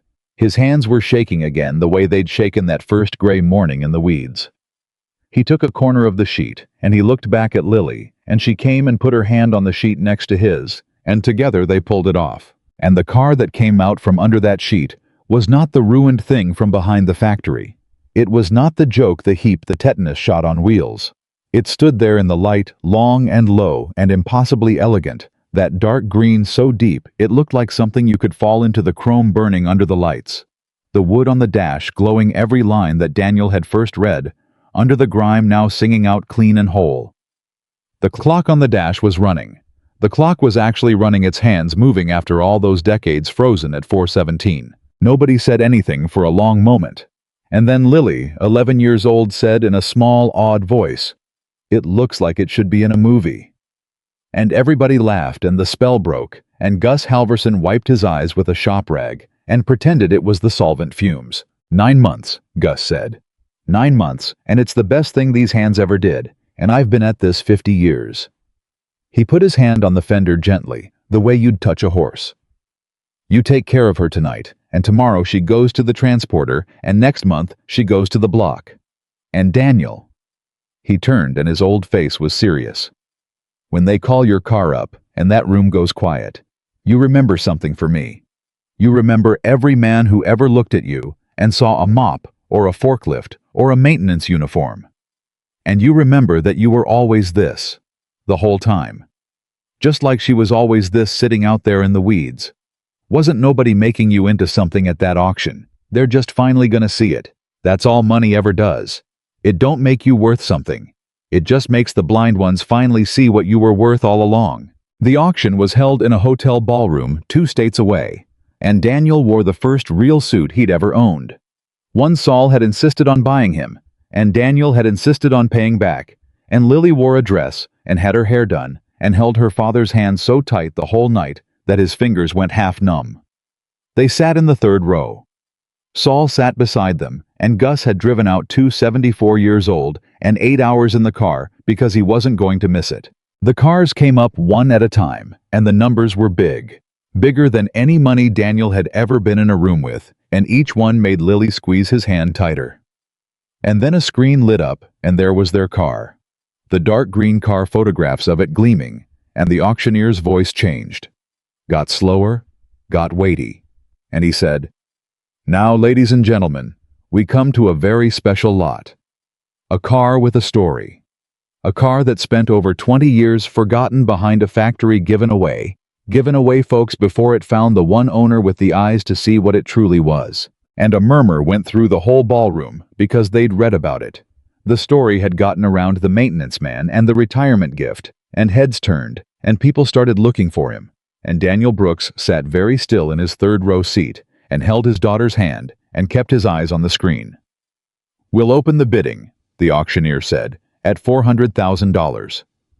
The paddle went up before he'd finished the sentence. "400,000. Thank you, sir, and now 5, Do I have 500,000, thank you, madam? It moved faster than Daniel could track paddles going up around the room. The auctioneer's chant, rolling over the top of it, and the number climbed 500, 600, and... Lily was breathing in little gasps beside him, and Saul had his eyes closed and his lips moving like he was praying, or counting, or both. $700,000, the auctioneer called, and there was a ripple through the crowd, and Daniel thought, that's less than 100 short of what Chen offered me. If it stops here, I broke even on turning him down, and I'd have done it in front of 100 strangers instead of quiet at my own kitchen table, and Lily would see her daddy sweat over it. 800,000, the auctioneer said, and the number passed Chen's offer, and Daniel let out a breath he felt like he'd been holding for 9 months. But it didn't stop, because up near the front, 2 men had found each other. Daniel could see it happening the way Saul had told him it might, the way you could feel the whole room feel it. 2 paddles, one on the left side and one on the right, and neither of them was going to be the one to put his paddle down. It stopped being an auction and became a fight, and the auctioneer knew it, and he slowed down and let them have room, let the wanting build. 850, 900. Against you, sir. $900,000. And $950,000. The auctioneer's voice was climbing now. Do I hear $1 million for this extraordinary automobile? The paddle on the left went up. $1 million, the auctioneer said, and the whole ballroom erupted, applause breaking out, and Lily screamed and threw both arms around her father's neck, and Daniel Brooks sat frozen with his daughter around his neck, and tears running down his face, because he had never in his life, not once, been in a room where anything he owned or was or did was worth $1 million, and Saul had his hand gripped on Daniel's shoulder so hard it hurt. But the man on the right wasn't done. He lifted his paddle, and the auctioneer caught it and roared, 1,100,000, and the room got louder, and the man on the left came right back. No hesitation, and it was 1,150, and the man on the right again, and it was $1,200,000, and the auctioneer held there, letting it hang, looking to the left. $1,200,000, sir, against you. $1,200,000. And the man on the left slowly lowered his paddle and shook his head, and the whole room held its breath. $1,200,000, the auctioneer said, lifting his gavel. Fair warning, last call, all done, all through. The gavel came down with a crack that Daniel felt in his chest. Sold for $1,200,000 to the gentleman in the front, and folks, let's have a hand for the finest story I've had the privilege of calling in 20 years. And the ballroom rose. It rose to its feet, hundreds of people, strangers, applauding, and they were applauding the car, but they were applauding the story too. The man in the third row, and heads turned toward him, and someone started it, and then everyone was doing it, turning to look at Daniel Brooks, the maintenance man, the man they gave a joke to on his way out the door, standing now in his first real suit, with his daughter in his arms, and $1 million life in his hands. And Daniel could not see any of them because his eyes were too full, and he was not thinking about the auctioneer, or the 2 men who'd fought over the car, or the money, the impossible money. I was thinking about a gray morning in the weeds behind a factory, and a rusted key in a dirty envelope, and his own hands shaking as he read the numbers off the frame, and a voice in his head that sounded like his grandfather saying, "Every machine has a story, Danny, if you're just willing to stop and listen." He was thinking about Marie, and the smaller headstone he could never forgive himself for, that he could fix, now that he would fix now. He was thinking that his daughter would never once in her life have to watch him decide which bill went unpaid. And he was thinking with a strange, quiet certainty, as the whole room stood and roared, that the men at the factory had been right about one thing, only one. They had said the car would give him something to tinker with in his retirement, something to keep him busy. And it truly had. It had just also quietly, patiently, the way the best things always come, given him back the rest of his life. They drove home from the auction the next morning. Not that night, because Saul insisted a man doesn't make the long drive after a night like that. You'll wrap the truck around a tree, and I'll have to explain to God why I let a brand new millionaire drive tired, he said. And he put them up in the hotel, and Daniel lay awake most of the night anyway, with Lily asleep in the other bed, and the number running through his head, over and over, $1,200,000, until the word stopped meaning anything at all, the way a word does if you say it enough times. In the morning, Lily woke up and looked at him across the gap between the beds and said, "Was it real? Did that really happen, or did I dream it?" "It was real," Daniel said. "So we're rich." Daniel thought about how to answer that, and he took his time, because it was going to be one of the important ones. "We're safe," he said finally. "That's a different thing than rich, and it's better than rich, and I want you to know the difference because it's going to matter your whole life. Rich is a number. Safe is when the number can't hurt you anymore. There's men who won that much money last night, and they're not safe because they'll spend it and want more and never feel like they've got enough. We're not going to be like that. We're going to be safe. You understand?" Lily considered this with her whole face the way she did. "So, can I get a phone or not?" Daniel laughed until his sides hurt the release of the whole impossible night coming out of him sideways as a laugh over a phone, and he said, "Yeah, baby, you can get a phone, a reasonable one. We'll talk about it." The money did not arrive the way people imagine money arriving. There was no truck full of cash, no single glorious moment. There were papers and fees and the auction house's commission that Daniel had known about, and Saul had explained a dozen times in taxes that made Daniel sit down heavily when the accountant Saul found for him laid it out. But when all of it was done, when every hand that was owed a piece had taken its piece, there was still more money left in Daniel Brooks's name than 3 generations of his family had earned put together, and he knew because his grandfather had told him the numbers of their family.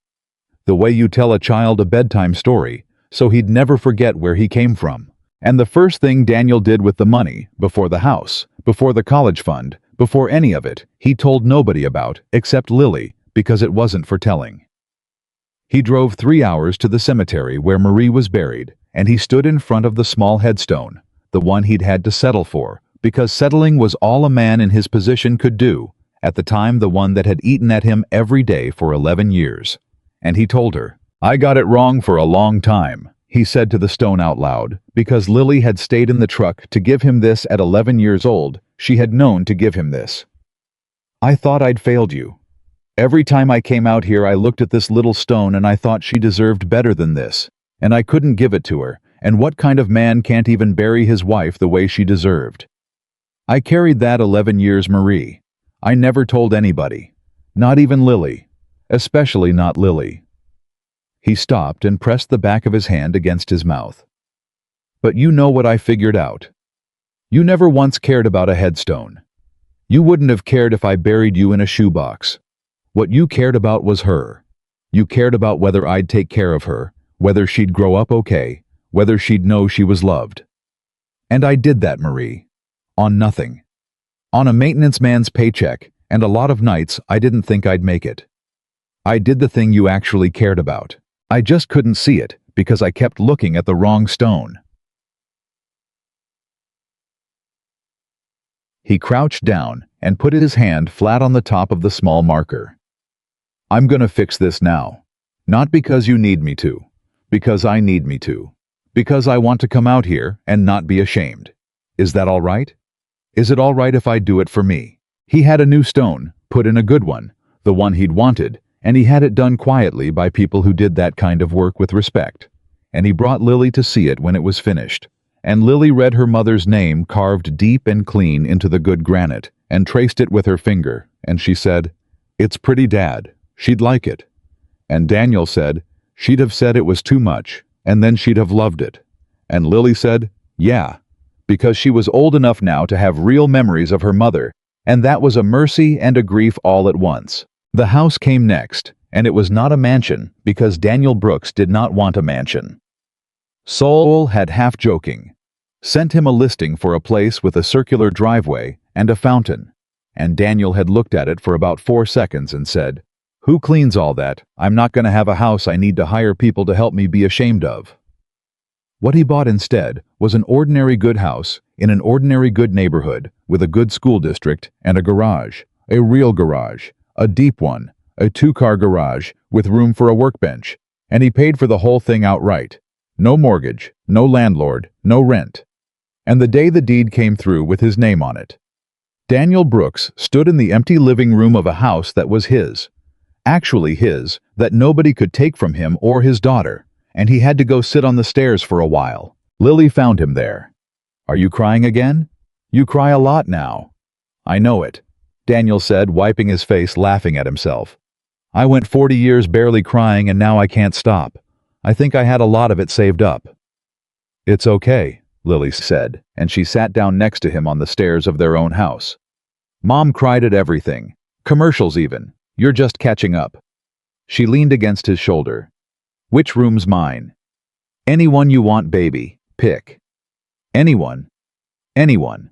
She ran off up the stairs to choose her feet loud and free on the steps of a house nobody could evict them from, and Daniel sat and listened to his daughter run through the rooms of their own home, and thought that if the car had sold for $100, if it had sold for nothing, this one sound, his child running freely through a place that was theirs, would have been worth every gray year he'd spent to get here. He set up the college fund the next week, and he overfunded it on purpose, put in more than 4 years of any school would cost, because Sol's accountant had explained how it could grow, and Daniel had said, "I don't want her to have enough for college.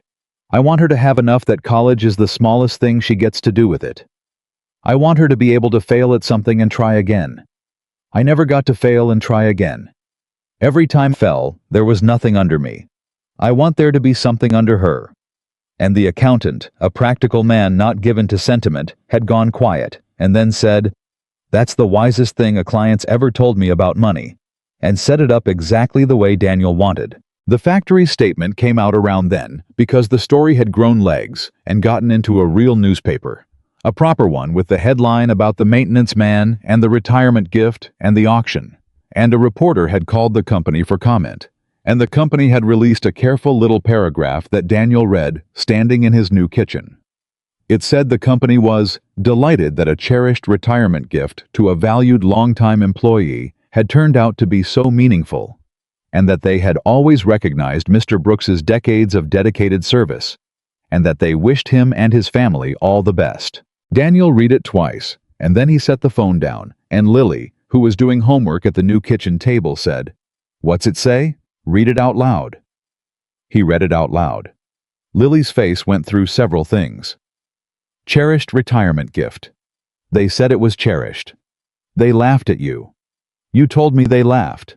And now they're saying they cherished it, and they always recognized your that's a lie. Dad, that's just a straight-up lie. They're lying in the newspaper. They are, Daniel agreed mildly, filling a glass of water. And you're not even mad. Dad, they're taking credit. They're making it sound like it was some nice thing they did on purpose. People are going to read that and think the factory did something good. She was up out of her chair, now genuinely outraged in the way only an 11-year-old can be about injustice. You should call the newspaper. You should tell them the truth. You should tell them. Marcus Webb held that key up over his head so everybody could laugh. You told me that. You told me exactly how it happened. I could do that, Daniel said. He came and sat down across from her. You're right. I could call that reporter back and I could tell her the whole thing exactly how it went. The break room, the envelope. Webb holding the key, up the whole room laughing. And you know what would happen? It'd be a better story. It'd get read even more. And every man who was in that room would get named, or as good as named, and their wives would see it, and their kids would see it, and Marcus Webb would be the man who laughed at the maintenance guy in the newspaper for the rest of his life. He watched her. Is that what we want? Yes, Lily said. And then because she was honest, and because he'd raised her honest, maybe. I don't know. It feels like it should be. Let me tell you what I keep coming back to, Daniel said. That statement they put out, that little lie about how they cherished it and always recognized me. Who do you think that's for? You think Marcus Webb believes it. You think that the men who laughed believe it. He shook his head slowly. No, baby. That statement's not for us, and it's not for the newspaper. Not really. It's for them. It's the story they have to tell themselves so they can sleep. Because the truth, the real truth that they had a man for 22 years who could see what nobody else could see, and they never once looked at him, and then they handed him a fortune as a joke and laughed him out the door. That truth is unlivable. No man can carry that. So they built themselves a little lie to stand on. We cherished it. We always recognized him. And I say, Let them stand on it. Let them have it. Because the alternative is, they have to look straight at what they actually did. And I promise you, Lily, I promise you that is a worse punishment than anything a newspaper could ever print. They have to be those men every day for the rest of their lives and tell themselves they're not. I wouldn't trade places with a single one of them for 10 times what that car brought. Lily sat down slowly. So we just let them lie. We let them lie, Daniel said. Because correcting the lie costs us something. It costs us a week of our lives thinking about them, talking to reporters, being angry, being pulled back into that break room over and over. And it costs them nothing that life isn't already charging them. Getting even's a bad trade, baby. It always is. You pay a lot and you get a little, and the little you get doesn't even taste good once you've got it. He reached across and tapped her math homework. You know what's a good trade? Finishing your fractions. Fractions will pay you back your whole life. Marcus Webb won't. Do your fractions. She almost smiled. She picked her pencil back up, but a minute later she said without looking up, I still think Mom would have called the newspaper. Oh, your mother would have called the newspaper, the TV station, and gone down there in person, Daniel said. No question. And I'd have loved her for it, same as I love you for wanting to. But somebody in this family's got to be the brakes, and it turned out to be me, and it's turned out okay so far, hasn't it? He stood and kissed the top of her head. Fractions. The one place Daniel did go in the end was not the factory. It was a place he'd driven past 10,000 times over the years, and never once been able to walk into a squat cinder-block building on the industrial edge of town, with a faded sign that read, Regional Technical Institute, and a smaller sign under it that read Automotive, Welding, HVAC, Machining.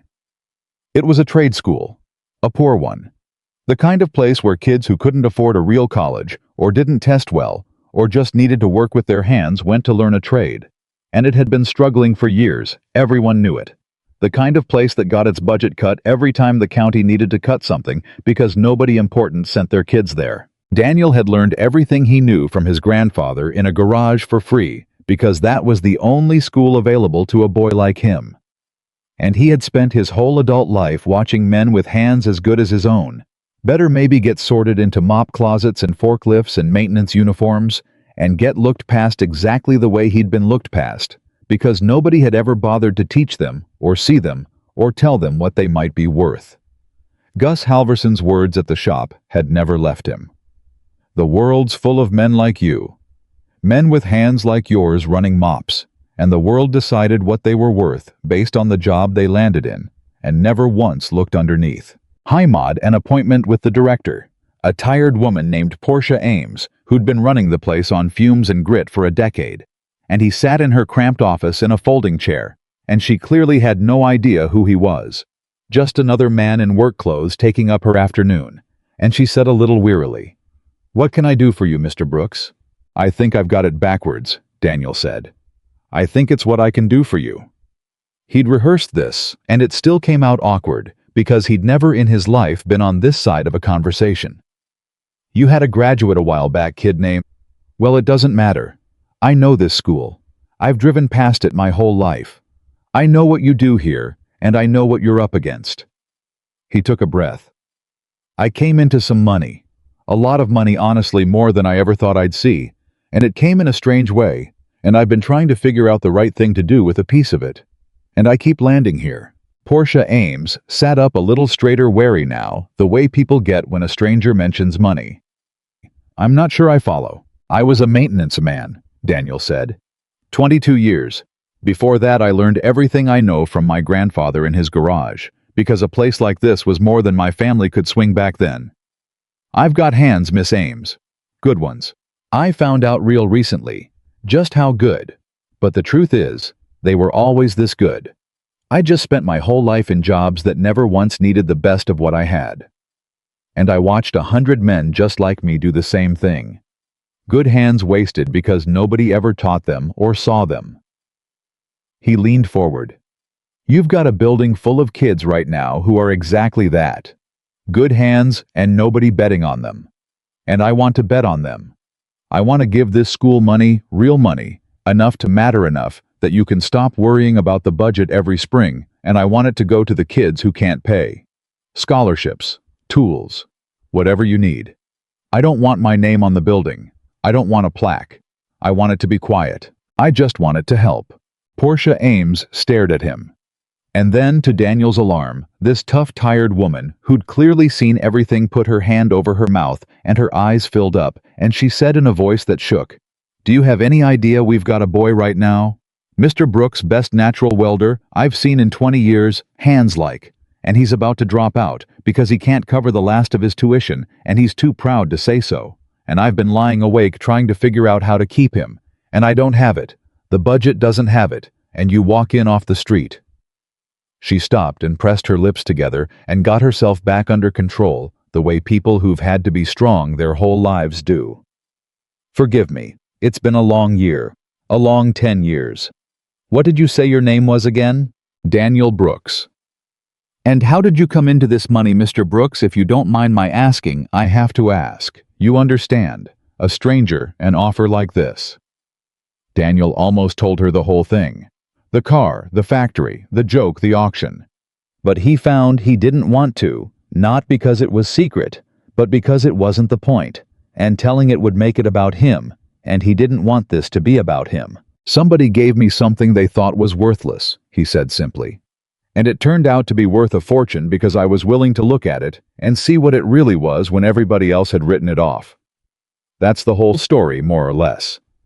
And I figure the least I can do with the money is turn around and do the same thing for some kids everybody else has written off. Look at them, see what they really are. Bet on it."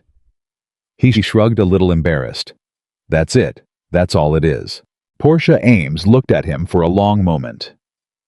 "Your welder," Daniel said. "The one who's about to drop out. The proud one.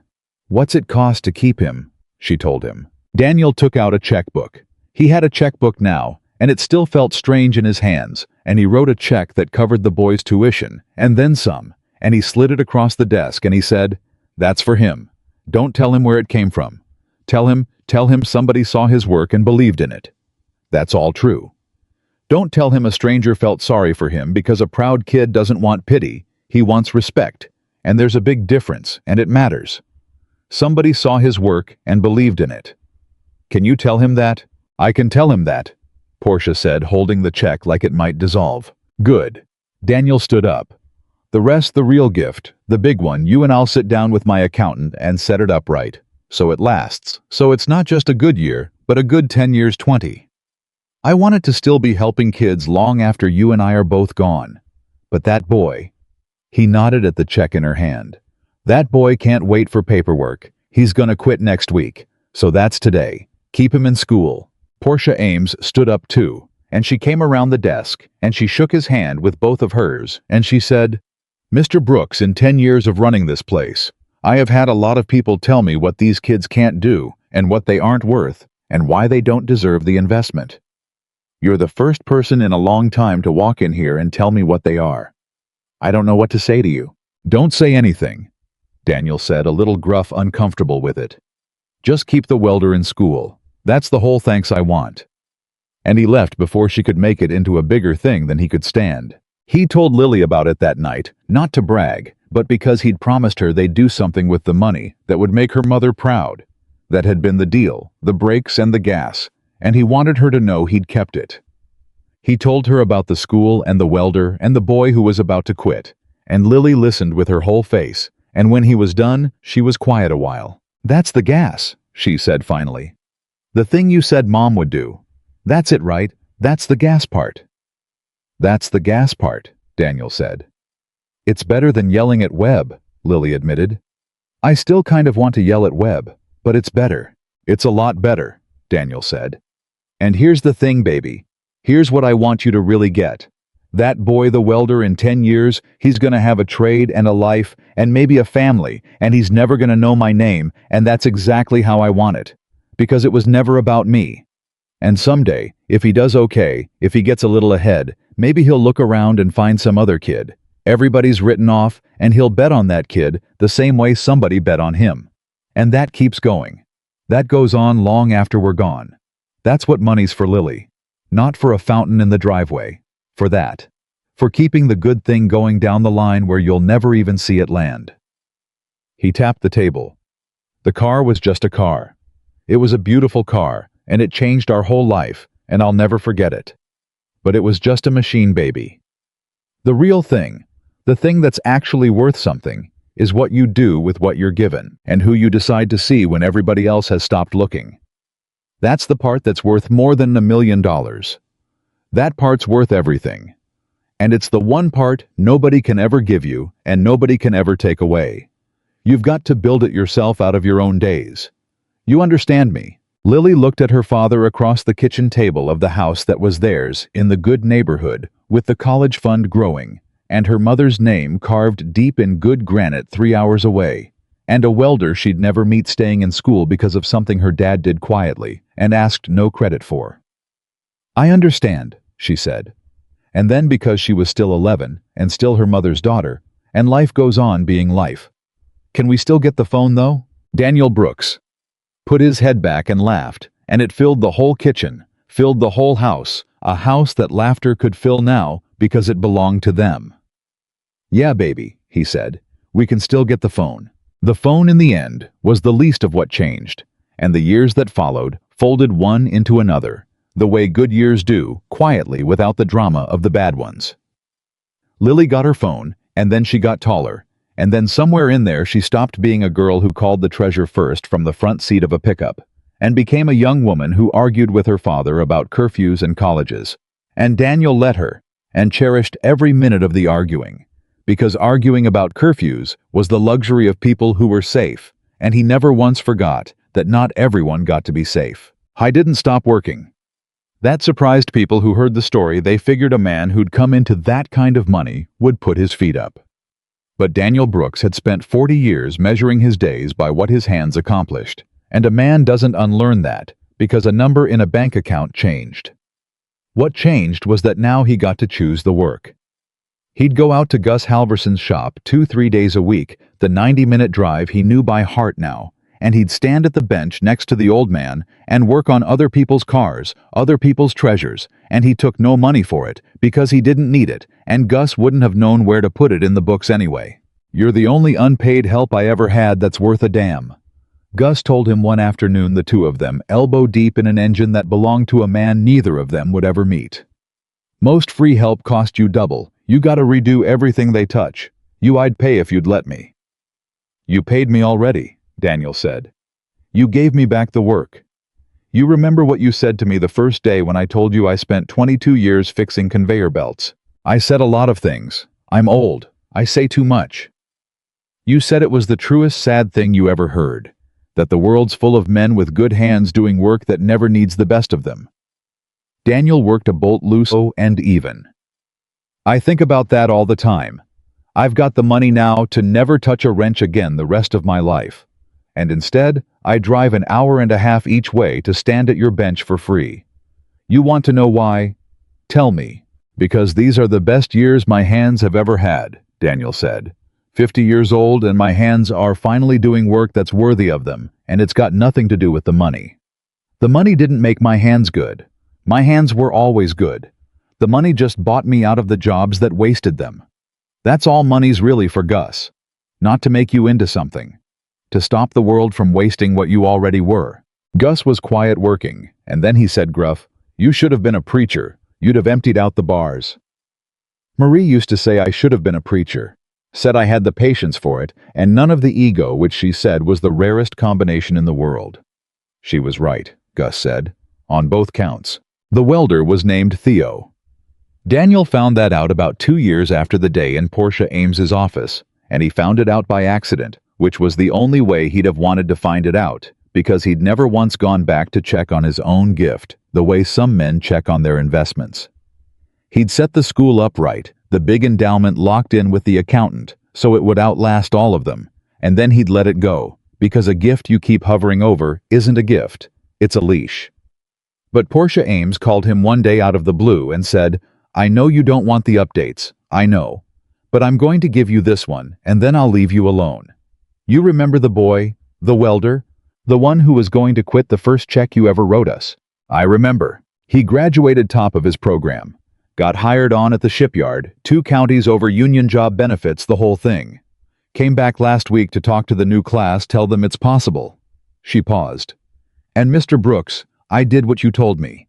All these years I never told him where the money came from. I told him somebody saw his work and believed in it exactly like you said. And last week after he talked to the kids, he came and found me in my office, and he said, I'm going to get this right because I wrote it down. He said, Miss Ames. I still think about whoever that was. Somebody I never met who saw something in me before I'd done anything to prove it. I don't know who they were, but I decided a long time ago the way I pay them back is I do the same thing for somebody else someday. I keep an eye out for the kid everybody's given up on. Because somebody didn't give up on me, and they didn't even know me. Daniel had to hold the phone away from his mouth for a second. You still there? Portia asked. I'm here, he managed. I thought you'd want that one, she said gently. I know you said no updates, but that one was yours. You earned that one. And she hung up because she was a woman who knew when a thing was complete and didn't need to be dragged out. Daniel sat with that for a long time. He'd told Lily years ago at the kitchen table that the real point of the money was the good thing going on down the line where you'd never see it land. And here it had landed in a place he'd never looked in a boy he'd never met. And now it was traveling on again past Theo toward some other kid nobody had bet on yet, and it would keep going. Daniel understood long after he was in the ground next to Marie under good granite. That was the closest thing to living forever that a man like him would ever get, and it was more than enough. It was more than he'd ever dared to pray for on those empty checkbook nights. He told Lily about it that evening. She was 16 now, learning to drive, which terrified him in a way that $1 million auction never had. And she listened, and when he finished, she was quiet, and then she said something that stopped him. Dad, can I ask you something, and you have to answer it, real, not do the wise dad thing, where you turn it into a lesson. I'll try, Daniel said. No promises. The wise dad thing is kind of automatic now. She almost smiled. Do you ever wish it had happened sooner, the money? Like, do you ever think about how hard it was when Mom died when we had nothing? And I remember it, Dad. I remember you telling me we couldn't get things, and I remember you looking so tired. And I remember one time, I heard you in the kitchen at night doing the bills, and I heard you were trying to be quiet, but I heard you. And I just wonder if you ever lie awake and wish that car had shown up 10 years earlier. Before all of it. So Mom could have, so we didn't have to. She stopped because her own eyes had filled, and Daniel understood that his daughter had been carrying this the way she'd carried the anger at Webb years ago. Some question too heavy for her that she'd finally decided to set down in front of him. Daniel didn't do the wise dad thing. He'd promised. He sat with it, and he gave her the real answer, the one he'd never said out loud to anyone. Every day, he said quietly. For about a year after the auction, I wished it every single day. I'd be standing in the new house, the safe house, the one nobody could take from us. And I'd think if this had come 10 years sooner, your mother could have had good doctors. Not the county clinic, the good ones, the ones with the money behind them. And maybe it wouldn't have mattered. The doctors said it wouldn't have mattered, but maybe they were wrong, and I'd never know, and it about ate me alive, Lily. The wishing. It was worse than the being poor ever was. Because being poor, you're just fighting to get through the day. But the wishing is you torturing yourself over a door that already closed. I couldn't sleep. I'd stand in that beautiful safe house, and I'd hate it a little, because it came too late for the one person I'd have burned it all down to save. Lily was crying openly now, and so he realized was he. So what happened? She asked. How'd you stop? I figured out the wishing was just the getting even in a different coat, Daniel said. Same poison, different bottle. Getting even is being angry at people who wronged you. Wishing it sooner is being angry at time, at God, at the way the world's put together. And it's the same trade. You pay everything, and you get nothing, because you can't change it, you can only let it eat you. And one night, I was standing there doing it wishing, and I thought about what your mother would say if she could see me. Standing in a house I'd killed to give her hating it because she wasn't in it. And I knew exactly what she'd say. She'd say, Daniel Brooks, you did the thing I actually cared about. You kept our girl safe. You never once let her go without love. And now you're standing in the answer to every prayer we ever prayed together, and you're spitting on it because it came on God's schedule instead of yours. Stop it. Stop it right now and go. Be happy, because that's the only thing I ever wanted for you, and you're wasting it." His voice broke. And she'd have been right. She was always right about me. So I stopped. It took a while, but I stopped.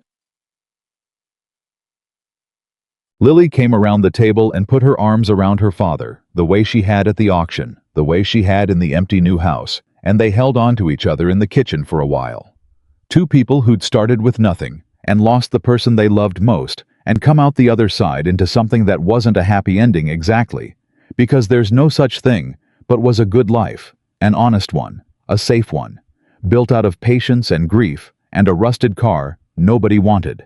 "I don't wish it came sooner anymore," Daniel said into her hair. "You know why? Because if it came sooner, I wouldn't be the man who could handle it right. The 22 years, the being invisible, the being laughed at, burying your mother on nothing. That's what made me able to look at $800,000 cash and turn it down and wait for what the thing was really worth.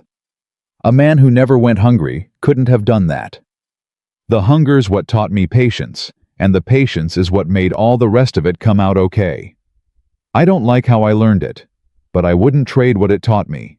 Not now, not anymore." He kept the key. That was the one thing he never explained to anyone, not even Lily, not fully.